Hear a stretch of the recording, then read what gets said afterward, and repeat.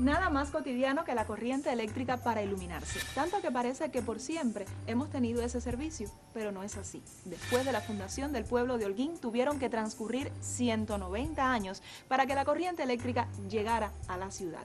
Hoy nos acercaremos al tema.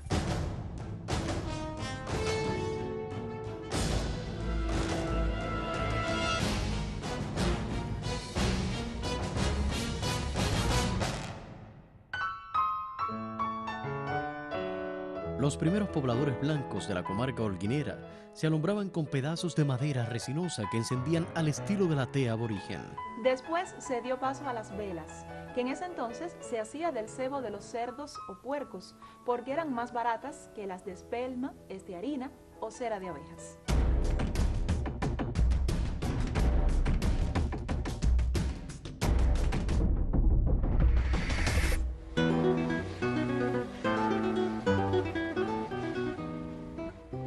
La plaza del mercado de esta ciudad es popularmente conocida como Plaza de la Marqueta.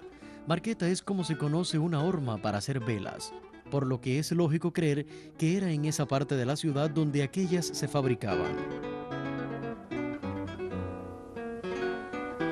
Las velas, obviamente, solo resolvían el alumbrado interior de las viviendas y no así el público.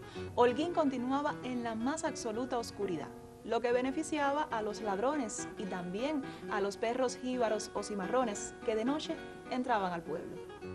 Tan asustado estaba el pueblo por la oscuridad que en junio de 1760 el gobierno de la ciudad hizo un gran esfuerzo y se colocaron las primeras farolas del alumbrado público. Al amanecer, un negro esclavo propiedad del alcalde mayor apagaba las farolas. Ese que hoy no sabemos su nombre fue el primer farolero de la ciudad. Por más de un siglo, Holguín continuó siendo una ciudad en penumbras, alumbrada solo con la mortecina luz de las velas, hasta que nos llegó lo que fue un gran adelanto tecnológico, el aceite luz brillante.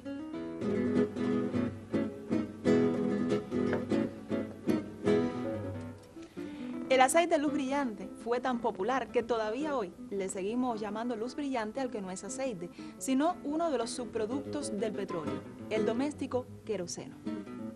Cuando tuvimos aceite luz brillante y también después, cuando hubo queroseno, dejamos de alumbrarnos con velas y nos acostumbramos a los quinqués. Solo que no todos tenían economía suficiente para tener un quinqué. Los más pobres usaban el modestísimo candil o chismosa, como también se le llama. A principios de diciembre de 1906, la prensa holguinera avisa que había llegado a la ciudad el ingeniero electricista inglés William Edgar Knight con el propósito de instalar una planta eléctrica. Y dice el periódico, ya era hora. Durante 1909 se trabajó en la instalación de los postes para las líneas de distribución, pero todavía el ayuntamiento siguió demorando la concesión del local donde se instalaría la planta eléctrica, a pesar de que ya había llegado a Holguín el socio de Nike para tan urgente servicio, el alemán Chris Roeder. La instalación de la planta eléctrica se demoró casi 2 años porque el ayuntamiento municipal exigía que el edificio fuera de mampostería, es decir, un edificio de concreto robusto, y el dueño o propietario de la planta pensaba construirla de zinc para agilizarla, así que demoró casi 2 años hasta que no se hizo este edificio de mampostería robusta y con fortaleza para hacer las instalaciones. Se instaló en 1910 la primera planta eléctrica de Holguín, cuyos terrenos eran propiedad del señor Pedro Sondón, que a su vez era dueño de la tenería Sondón. En este edificio se instaló no solo la planta eléctrica, sino la caldera, el banco de transformadores, es decir, hubo una subestación eléctrica para darle a la ciudad. Los propietarios de esta planta eran el señor William Edward Knight, de procedencia inglés, en asociación con Antonio Chris Roeder, que era alemán.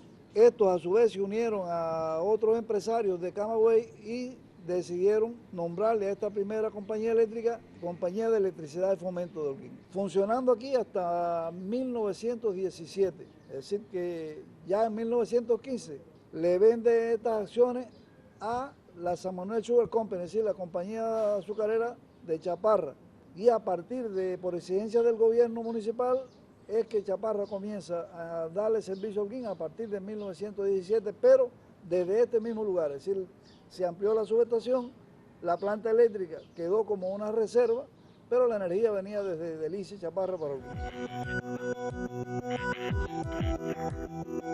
Nos encontramos en lo que fuera la subestación Holguín 66-4000, que se construyó entre el año 48 hasta alrededor del 50. Es decir, que esta subestación empezó a funcionar a partir del año 52. Era donde llegaba la corriente del Central Delicias y Chaparra a Holguín.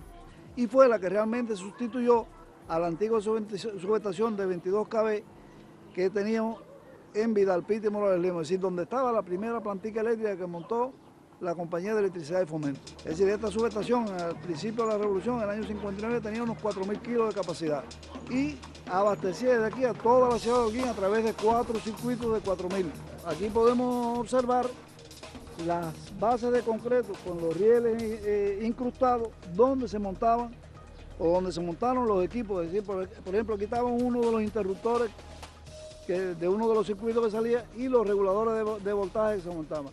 Y así sucesivamente, cada uno de los circuitos estaban los equipos instalados. Y más allá se ven las otras bases donde estaban los bancos de transformadores y los equipos auxiliares de protección de las plantas. Pero por supuesto, con el desarrollo, el incremento de la población, ya esta subestación se fue quedando obsoleta desde el punto de vista de la capacidad de la potencia instalada. Ya en la década del 70, 71, 72 se construyó la nueva subestación de 110 kV, desde donde se incrementaron nuevos circuitos para la distribución de Holguín.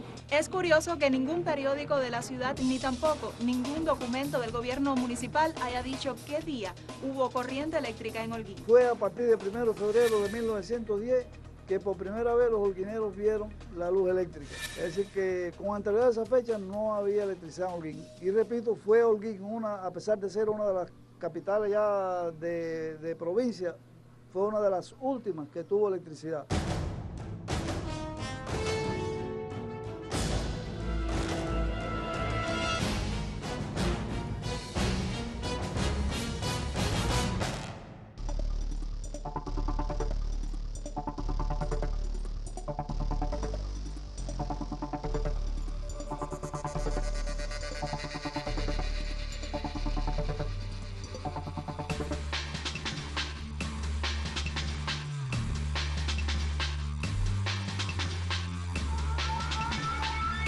Ahora nos encontramos en la subestación de 110 kV de reparto Saya, es decir, está en calle Cervantes, entre Aurora Ochoa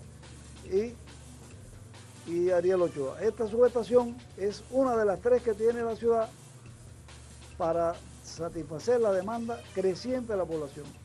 Así que Holguín ya cuenta con 3 subestaciones de 110.000 voltios a 13.000 para el suministro de la ciudad, con una capacidad de 75 MVA.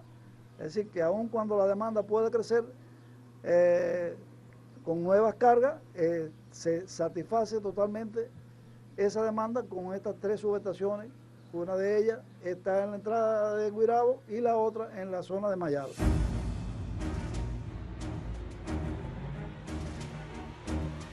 El día 31 de octubre de 1958, el ejército rebelde llevó a cabo una de las más importantes acciones revolucionarias de la zona.